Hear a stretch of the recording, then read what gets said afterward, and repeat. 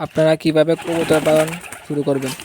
আপনারা প্রথমে কবুতর পালন শুরু করার জন্য আপনাদের কিছু শর্ত মেনে কবুতর পালন করতে হবে। যেমন প্রথম শর্ত, আপনারা বাড়িঘর থেকে কবুতর কিনবেন। বাজার থেকে কখনোই কবুতর কিনবেন না, কারণ বাজার কবুতরগুলি ভালো হয় না।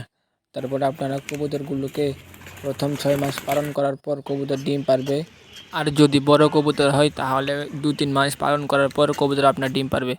তারপর কবুতরগুলোকে প্রতি মাসে একবার করে কৃমির ওষুধ খাওয়াবেন এবং তাদের বাচ্চাগুলোকে ভালো মানের খাবার খাওয়াবেন। তারপর কবুতরগুলোকে আপনারা যদি বিক্রি করতে চান প্রতি জোড়া 300 টাকা করে বিক্রি করতে পারবেন।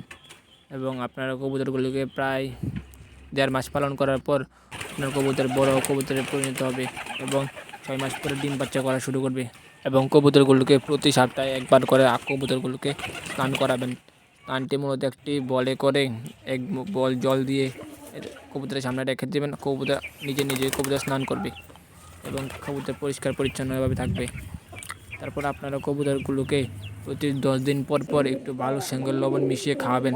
এতে কবুতরের ক্যালসিয়ামের ঘাটতি পূরণ হয় এবং কবুতর ভালো এবং সুস্থ সবল থাকে। এবং বড় কবুতর ডিম বাচ্চা করার পর আপনারা কবুতরের খাঁচাটিকে ভালোভাবে পরিষ্কার করে রাখবেন। পরিষ্কার না করলে কবুতরের মশা কামড়ে কবুতরের গুটি বসন্ত বা ম্যাজ রোগ দেখা দেয়। ভিডিওটি যদি ভালো লাগে চ্যানেলটিকে সাবস্ক্রাইব করে রাখবেন, সাথে লাইক, কমেন্ট, শেয়ার করবেন।